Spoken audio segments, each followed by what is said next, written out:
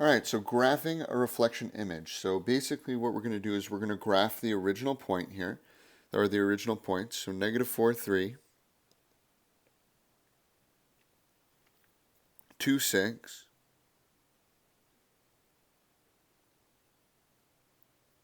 and negative 1, negative 8.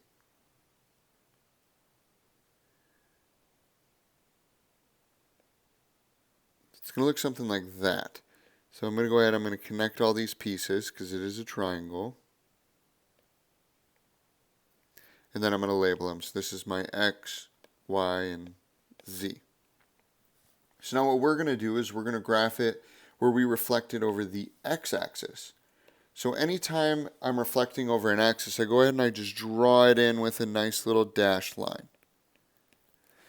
And so what this means is that each point is going to have to go over that x-axis and end up on the opposite side. So for example, x, well that's exactly 3 away, so I have to go 3 in the other direction.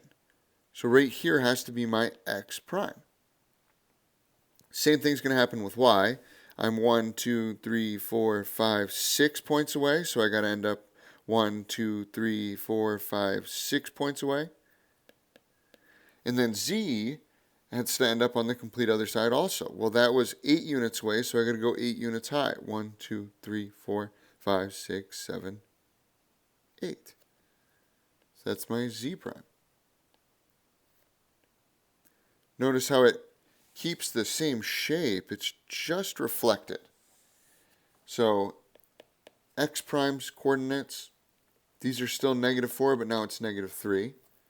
Y prime was 2, but now it's a negative 6. And z, this is still a negative 1, but now it's a positive 8. So hopefully what you're noticing is that when I reflect across the x-axis, the only values that are changing are my y's.